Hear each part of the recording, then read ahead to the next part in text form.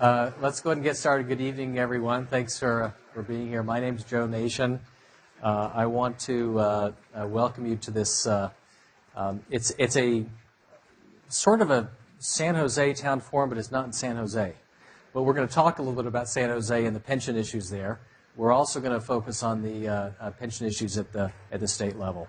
I know that there are not many other things that are more boring than public employee pensions and public finance and so forth and math. And so I really appreciate you all being here tonight. We're going to start at 7 o'clock. We're going to end at promptly at 9 o'clock. I want to briefly go through the agenda and then talk about, introduce the folks on the panel. John, did you want to say something up front? I thought, John? I can say just a little bit. Okay. I direct SIEPR. This is the SIEPR building that you're in. It's the Stanford Institute for Economic Policy Research. And so you should think of us as an economic policy think tank. We are non-partisan. We do try to improve economic policy making, and we encourage faculty and students to get involved in the economic policy debates. We, as an organization, don't take stands on issues, but we encourage our scholars to do so. So if I take a position, that's the John Chauvin position. If Joe takes a position, that's the Joe Nation position. It does not become the SIEPR position. And on controversial matters, some of our scholars will disagree, and we'll have multiple points of view amongst our scholars. We help administer Stanford's public policy program, and in fact, our interest in this particular issue originated with some work of master's degree students in public policy supervised by Joe. And clearly, we believe this is an extremely big issue for everybody concerned, for the workers involved, and for the taxpayers involved. And the issue of state and local pensions, and federal pensions for that matter, are all important. That's about all I say. I could introduce you, Joe. I will just say a word or two. I jumped the gun here. Sorry, I forgot. A word or two about Joe. He is the only professor of the practice of public policy at Stanford. And he teaches courses on climate change, on health care, and on California state issues. As many of you know, he was in the state legislature for 6 years. At one point, I think it was 2005, he was named Legislator of the Year by the California County Boards of Education. He's a principal author of AB 32, the California's Global Warming Solutions Act. One thing I know about Joe, which I found pretty interesting, is that when he went to Georgetown and earned a master's degree in foreign service, he worked for two individuals, Madeleine Albright and Henry Kissinger, and that's a pretty impressive group of mentors. But at some point, maybe on slide 1 or something, you're going to see that I'm the principal investigator here, but you shouldn't get confused. The principal researcher is Joe Nation. It's sort of like just saying that the Queen of England might be the head of state, but she's not the prime minister. I have a sort of a role that is mostly honorific. This guy's done the work. Appreciate it. Thank you. Thanks. And again, sorry I jumped the gun here. That's all right. I've got here, John will make introductory comments. Again, what we'll do here tonight is everyone should have an agenda on their chair. If you don't, let us know. I'll go through a presentation for about half an hour that I'm calling Pensions 101 to give you a little bit of background and to highlight some of the work that I've done, that we've done on San Jose and on CalPERS specifically. Then we'll turn to the panel that we have here. Some have particular perspectives on this issue, and Hopefully we'll have the beginnings of a good discussion with the panel at that point. Then we'll move on to a portion of the evening where we'll actually do some simulations, where we'll say, well, if we assume that the numbers are roughly this, what can we do to solve this problem? And we have a couple of Stanford students, I'll give a more detailed introduction later, from a group, California Common Sense, that's developed these really great visualizations that will help you follow the impact of those different policy levers that we might employ, that you might employ. Then we'll go to an audience Q&A. That'll happen at 8:45. You've got note cards on your chair as well. If you have a question, please write it down. We'll collect those at 8:30, and then we'll be able to deal with those questions for the last 15 minutes between 8:45 and 9 o'clock this evening. And then we'll adjourn. So with that, let me introduce in alphabetical order, the folks on the panel up here. Jennifer Baker, who I forgotten her name. I actually knew Jennifer back in the legislature. She was a representative for community colleges at the time. She's here representing the California Teachers Association. David Crane, who was my co-teacher for a class here on California state policy issues, was with Governor Schwarzenegger for 5 years? 7 years? 7 years. Dan Doonan with AFSCME, Local 101, is here as well. Thanks for being here.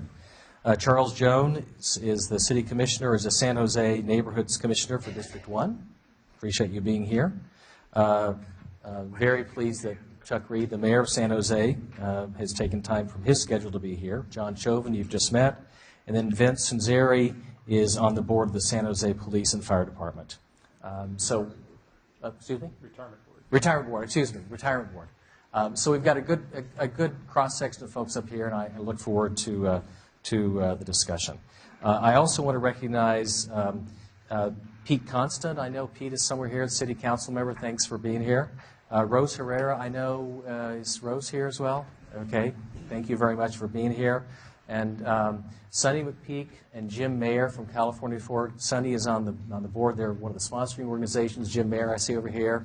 I don't know if there's anyone else from California Forward, but I appreciate you all being here today as well. So with that, let me go ahead and start on the presentation. By the way, we'll try to keep this somewhat informal. There's cookies and coffee to keep you awake because it is a discussion on public employee pensions. But do help yourself back there. Bathrooms are just to the left from my vantage point here. All right, so again, I'll provide a little bit of perspective both at the state level on CalPERS and also on San Jose's two funds. San Jose, as most of you know, is a little bit different because they've actually got two pension plans as opposed to most cities or cities that just have one. Okay, ongoing research, again, John is the queen, I'm the prime minister, I guess, is that right? Something like I guess that. I'll go with that. So, but we have other folks here who are obviously very involved with this. The objectives are pretty straightforward. We're trying to refine research on the analytics, if you will, of public employee pensions at the state level, at the local level. And then a really key part of what we're doing, this is our first community meeting, is to hold those community meetings to identify solutions and to try to build consensus. One of the things that I think has happened in this discussion thus far is that people have been talking past one another, and we're trying to get people in the same room at least to agree on the problem and to try to identify some solutions. Deliverables, we have a couple of them. First is a statewide report that will go out next month. It'll look at CalPERS, CalSTRS, and the UC system. And then we'll have a final report that'll include local systems. That'll happen before the end of the year. We may end up actually having individual reports on the different cities or jurisdictions we cover. Our plan is to go into depth in roughly 6 to 9 different communities across California. Here's the outline. Again, Pensions 101, then I'll talk about CalPERS, then go to San Jose, and then hit policy options. Public employee pensions defined. One thing most of you probably know is that virtually all public employee pensions in California are defined benefit systems. In other words, you are guaranteed a minimum retirement income. It's not something where you sort of say, well, if the market's okay, then I'm okay. Typically, it's based on 3 factors. It's based on your years of service, the service retirement formula, and the pensionable salary. In this example here, you have 30 years of service times 2.7% per year of service times your last salary gets you to a benefit on an annual basis of just under $69,000. That's actually the average benefit for a 30-year CalPERS retiree as well. And I think it's about right for about a 30-something year CalSTRS retiree as well. There are other differences with the private sector. Typically, about 1/3 of the time, a public employee is not eligible for Social Security. They're not part of the Social Security system. Pensionable salary may exceed the final year salary. Everyone's at least seen the media reports on that someone will retire making $100,000 a year, but they might actually have a pension benefit that's more than $100,000 a year. Annual COLAs are common. San Jose, in particular, has a guaranteed 3% increase every year. That pushes up costs significantly there.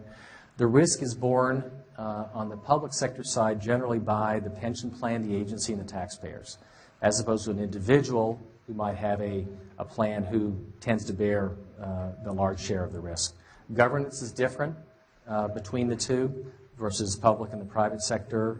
We won't spend a lot of time, or probably any time tonight on that, but it's worth noting that there are differences in terms of the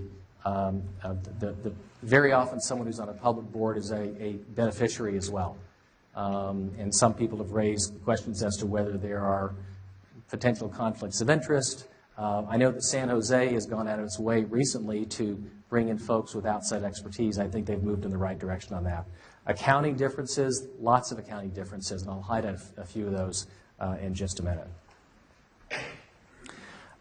Some of the mechanics, accounting assumptions and methods, and I'll go through this pretty quickly. Just like in the private sector side, assets are accumulated through employer and employee contributions and then investment earnings, just as it is on the private sector side. Those assets then pay those benefits, or they pay those other pension system liabilities. And then how we measure those assets and liabilities really determines to a great extent whether you think a fund is in or a plan is in good shape or in not such good shape. And let me just highlight one of these rows here under amortization period, for example. If you're underfunded, there are some, in the CalPERS case, they actually will take 30 years to amortize a loss. Private sector is 7 years. San Jose typically is in the middle of that. So that's just one example of the different assumptions that are used across these different systems. The investment rate of return is typically different as well. In the public sector, it tends to be 7.5% to 8%. In the private sector, it tends to be about 6%. So those are some of the differences between the public and the private sector. Everyone's eyes are going to glaze over when I say discount rate. Hopefully not, but you'll hear people talk a lot about the discount rate or the investment rate of return. In fact, the discount rate, investment rate of return on the public sector side is the same. Shouldn't be. It's not in the private sector, but it is in the public sector. And there's a pretty big debate going on right now about whether they should be different, whether the public sector should look more like the private sector. The Government Accounting Standards Board right now requires that the discount rate be equal to the expected rate of return. So they say, well, we're going to earn 8% next year, and we're going to discount our future liabilities at 8% per year. And the math, in theory, works out well when you do that. Discount rates, a discount rate is simply, the best example that I can think of is, when you win the lottery and you win $1 million for 20 years, you don't get the $20 million up front, you get $1 million a year. It's not the same as getting $20 million today. Everyone understands that. There's a discounted value to that stream of payments. And a pension plan will discount the liabilities going forward. And the question today is, what's the value? What's the value of that stream of liabilities? And it really depends to a great extent on the discount rate. And so people use different ones and come to very different conclusions. What's the appropriate discount rate? Most people view public employee retirement income as contractually guaranteed. Solid deal. Once you make the commitment, it's there. You can't take it away. Case law suggests that can be modified only in rare circumstances. So the fund liabilities are related to the required payments, not the investments or rates of return. This is essentially a very short argument for separating out this issue of discount rate and rate of return. A couple of examples here. If the fund's rate of return doubles, does the liability to the retiree double? No. Or does it change? It doesn't change whatsoever. Another example that I know David has used before is, does the amount you owe on your fixed rate mortgage on your house change if your investment returns change? No, it's still the same obligation. But in this public sector world, those two are joined. And again, so in the end, the discount rate equals to the investment rate of return. Virtually all economists that I've talked to argue that you ought to have a risk-free discount rate, which is around 4.5% to 5.5% today, if you want to make sure you want to make that payment, to guarantee the payment. In fact, it's really interesting, just this last week, CalPERS voted, I think it was on Tuesday, to use a risk-free rate for terminated funds. So if a fund is closed down, they say, well, we're not going to guarantee a 7.75%, we're going to guarantee a 3.8%. So it's a very different approach for those terminated funds for CalPERS now. Then the question is, and again, in the GASB world, in the public sector world, these two are joined. Discount rate and investment rate of return is joined. How much will you earn over the long term? Most public systems, pension systems, again, assume between 7.5% and 8%. The historical record really suggests that 6% is more realistic. Warren Buffett said, famously, pension return assumptions, in my view, are nuts, and believes that something like 6% is a more realistic number. If you look at the long-term track record of investments in this country as well, it's about 6 to 6.2% as opposed to 7.75% or 8%. I know a lot of folks on the public employee pension side will say, well, gee, we've done really well for the last 20 years. And again, the argument is probably that you really should take a longer-term perspective. And one other note is that I mentioned that there were certain ways to value assets, and you can smooth out your assets. You can say, well, we lost a lot of money, but we're only going to show a little bit of that loss this year. You really got to use market value of assets as well. It's the best way to get a sense of how much you've actually got in the bank to be able to pay those obligations going forward. So how do you measure pension system health? Typically, you look at the funded ratio. It's assets to liabilities, unfunded liabilities, and or unfunded liabilities per household. We'll look at a couple of those tonight. Unfunded liabilities as a unit of payroll. There are lots of different metrics, but typically that first one is one of the ones that people use the most. And again, those outcomes vary significantly with assumptions. So how healthy is CalPERS today? CalPERS is not just the largest pension plan in California, it's the largest in the world, that I know of at least. If you take these different discount rates or expected rates of return, and again, I put those together because that's what the GASB world requires, and you have a discount rate of about 4.4%, the unfunded liability for CalPERS today is $361 billion. That's a market funded ratio of 40%. That's, you really want to be 80, 90, 100%, much higher than that number. If you assume that discount rate or expected rate of return of 6.2%, again, that's that longer term perspective, you're still at $216 billion. Best of all worlds at 7.75%, you're still $123 billion underwater for CalPERS. So even if in a best case scenario, you're only about 2/3 funded, about 66% funded.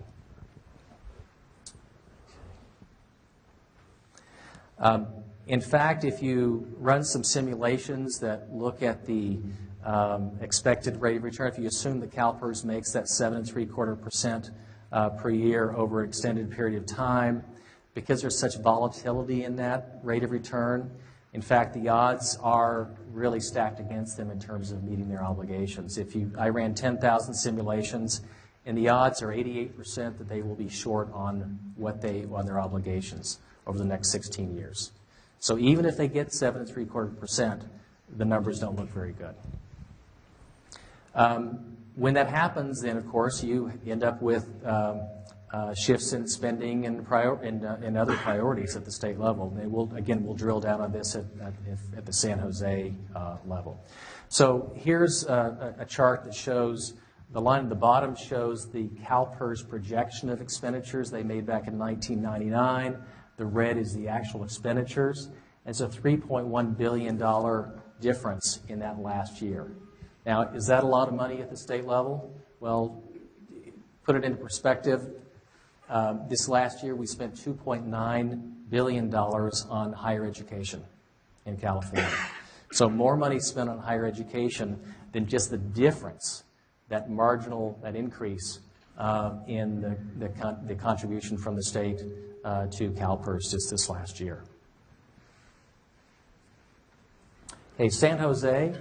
The numbers are not that much different from San Jose. I apologize, there are a lot of numbers on this chart, so if you want to just focus on the yellow or gold charts there, or boxes. If you look at again, it's because there's a federated plan and a police and fire plan.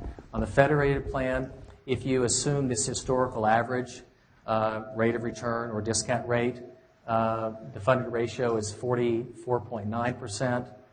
For federated, for police and fire, it's 53.2%. So again, only about halfway there in terms of the assets that you need to be able to meet your obligations.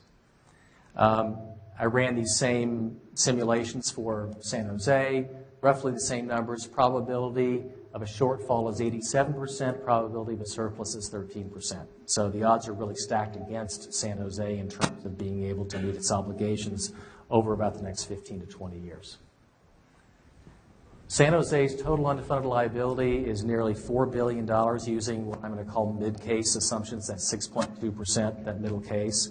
So if you, again, look in the gold boxes there, the unfunded liability is about $3.8 billion, and that unfunded liability per household is about $12,500. That means literally that every household in San Jose effectively owes $12,500 just to get up to even, to fund that system, to take care of the unfunded liability. And if you look here, even at the very bottom, even if you assume that you get this 7.95% rate of return for the federated system and 7 3/4 for police and fire, you still have a shortfall of between $1.4 and $2 billion. Significant amount of money, even under very good circumstances, I think. The shortfall in San Jose is clearly pushing up contribution rates, and if you can see here, the bottom line is the federated contribution rate. A contribution rate is simply the ratio of the contribution to retirement that the city makes divided by the payroll, or what's called covered payroll. So in this case, you start back in 2009, you're at about 18 or 23%, which is, used to be average for California. And this is projected by the plan zone actuaries. They show this going to 36% and 71% by the year 2016. So this very significant increase in contribution rates for the San Jose plans. I want to point out, as the title suggests, that this will be worse if there's declining payroll. So because you've got declining payroll, you're going to have more, you're going to have to contribute more to cover a smaller, from the smaller pool of workers. So that might not be 36%. In fact, if the payroll declines by 10%, that increases 3 to 4%. 71%, again with a 10% decline in payroll, increases by about 7% as well. So, and that sort of, leads to what some people call a death spiral, where you've got a shrinking pool of workers who are having to contribute, or city that's having to contribute more because of that shrinking pool of workers. If you assume, as I think is reasonable and realistic to do, about a 6.2% rate of return, then instead of a 36% contribution rate for federated, you actually get to about 71%. Over this roughly over the period from 2009 to 2016.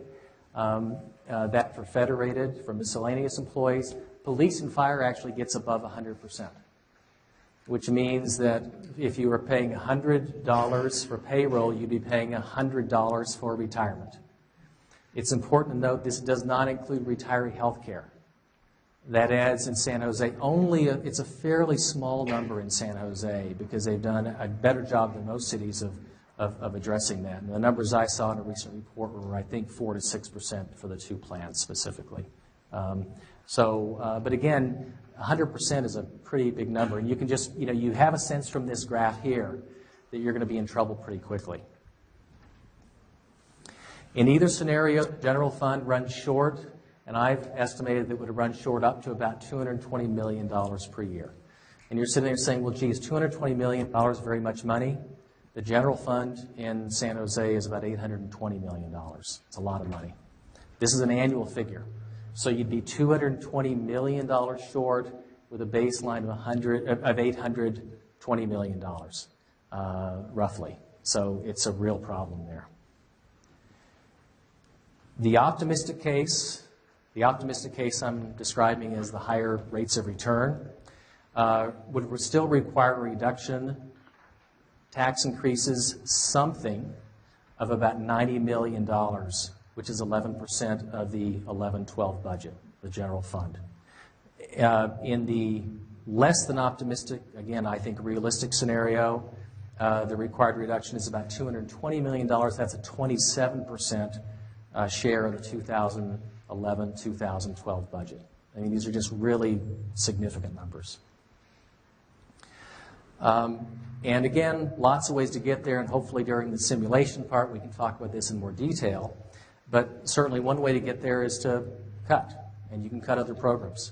And I wanted to put this up just to give you a sense of what some other programs cost in the city of San Jose. Again, the target number in what I think is a realistic scenario is $220 million. That's what you're shooting for. You've got the city attorney at 9.3, the auditor at 2, finance at 11.7, it's public works 26.4, library 19.4, etc. So there are a lot of fairly small line items that I think would be hit pretty significantly by this. And in fact, if you wanted to address that $220 million shortfall, you would have to eliminate everything except police and fire. Everything. So if you take what I think is the most reasonable, realistic, likely scenario, you'll end up with something where you've got to get rid of finance, information technology, public works, library, etc. And that just about takes care of everything. But you'd have a city that has nothing but public safety. So it's not exactly the optimal if that's the approach you take if you do do cuts. And again, we'll talk about revenues in a minute. Even if you do a 50% across the board cut in those non-safety areas, then you still have to cut fire and police by another 25%. And as you all know, if you live in San Jose or you've read about this, you know that San Jose has had to make reductions there already. So it's a significant amount of cutting that has to occur. If you just look at this from a perspective of cutting the budget. There are other things you can do. You can look for new revenue. And there's been discussion of a sales tax. And a quarter-cent sales tax would get about $34 million annually. We put this 50% increase in property taxes. That's probably pretty hard to do. But keep in mind, that only gets you halfway there. That only gets you halfway there. And in the simulation that we'll show in a few minutes, you'll get a better sense of what you have to do. If you ask employees to contribute 1% more, police, fire, and miscellaneous or federated plan, then it reduces it by $5 million. There are real political and legal challenges for all the options we're going to talk about. The reality is that, in my opinion, you've really got to put everything on the table. Revenues, frankly, you've probably got to talk about benefit reductions as well to be able to make these numbers work because they're so large. One thing I would point out is that the longer you wait, the worse it's going to be. And so you need to take it on now, deal with it, and try to minimize the damage as much as you can.